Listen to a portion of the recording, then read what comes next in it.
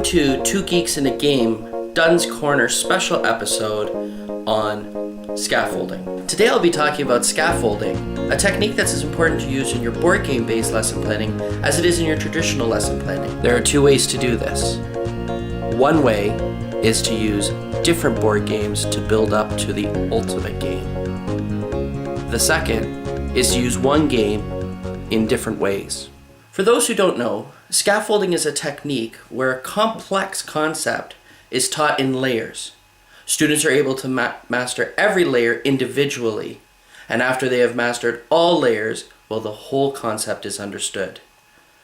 The benefit being that individual layers are easier to grasp than the overall concept. The problem that the educator faces when trying to plan board game-based lesson plans is that an extra set of artificial rules need to be taught in addition to the curriculum expectations. Frankly, some games are easier to learn than others. For example, Pandemic is an exhilarating game where students need to work together to defeat a global disease outbreak. Although the game is not overly complicated, Pandemic does have a few little details, twists, and wrinkles which make it difficult to win for first-time players. Many games share rule sets, and Pandemic is no different. It shares a rule set with the much simpler games Forbidden Island and Forbidden Desert. Forbidden Island is a game where students explore an island trying to find treasure. But the problem is, the island is sinking rapidly and very visually. This game is great fun, and younger students engage with the theme immediately. However, they quickly realize that they cannot win the game by themselves and must rely on the strengths of their teammates. The game's tension is very visual, as the board is being removed piece by piece, limiting their progress, hindering their ability to find the treasures, and possibly even resulting in an unwinnable game. So by playing this game, students learn cooperative skills, coordinating movements, sharing concerns, advocating for short-term goals, and collectively achieving that end goal. This game is even better when it's going all wrong and everything seems to be lost, and then at the last moment, you snatch victory from the jaws of defeat. Forbidden Desert is the next level up in our scaffolding series. The gameplay is almost the same as Forbidden Island, but instead of the island pieces sinking, instead, desert pieces are being added on top. The tension for Forbidden Desert is not quite as up and down as it is for Forbidden Island. Instead, it is a little more constant. But the puzzles are trickier, as now players can perish if they run out of water. This new condition forces students to come up with new strategies, balance more concerns, and develop more efficient cooperative strategies. And while this game is more complicated, has more special cards, has more things to be concerned about, and that looming disaster that if anybody dies, the whole game is lost, students pick this up very quickly because it rests firmly on the foundation that was built with Forbidden Island. And that brings us to Pandemic. Again, the same mechanisms, but even more complicated. The board now is the map of the world. There are 4 diseases trying to destroy us.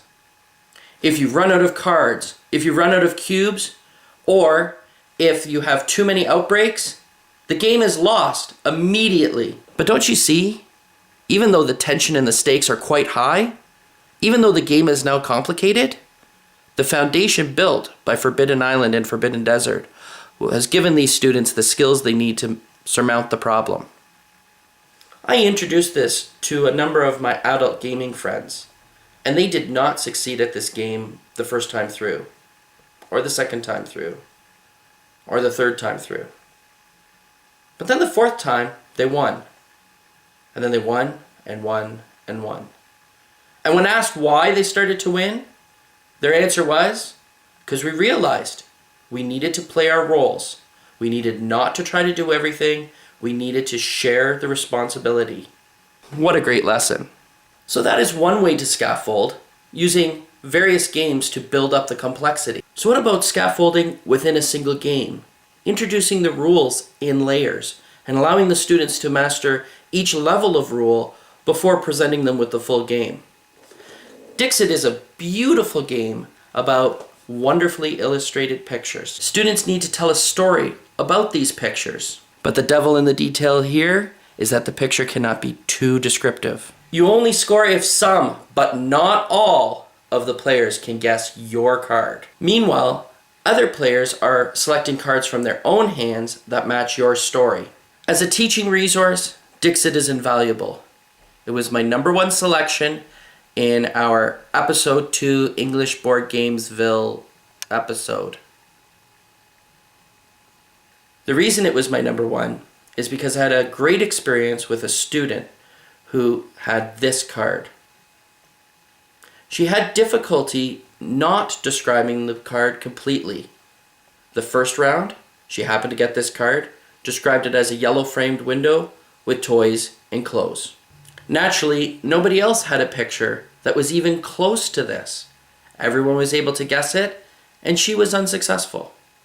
But she was lucky. She had a great friend playing. Her friend and I gave her some advice. Don't describe the whole card, we said. Describe part of the card. Well, wouldn't you know it, in the very next game, she gets this card. Now her description is clothes on a line. There are clothes on a line in the picture. She has still described the picture exactly, and it was still easy to select her card. However, because she did not describe the whole picture, there was still some doubt. But this is where it gets sweet. The students were enjoying this so much, we instantly played a third game. The third game, guess what? She got the same card. But now, her friend and I had given her the advice. Sometimes don't describe the picture, describe how the picture makes you feel. When she got this card, she said, excitement. You could have knocked me over with a feather. In the span of about an hour, this student had gone from only having the skill to describe exactly what was in front of her to suddenly being able to discuss how a card makes her feel. She was looking beyond the literal and into the figurative. She wouldn't have been able to do this without her good friend, though, who kept supporting her and giving her the advice layer by layer. And that's what scaffolding is. Scaffolding is simply providing something layer by layer. Well, that's the end of this Dunn's Corner. Please add your comments below, giving your stories about your scaffolding success. Maybe suggest other ways that you could use Dixit or the other 3 games that I mentioned. Please don't forget to subscribe to this channel, follow us on Twitter, like us on Facebook. And as always, teaching rules.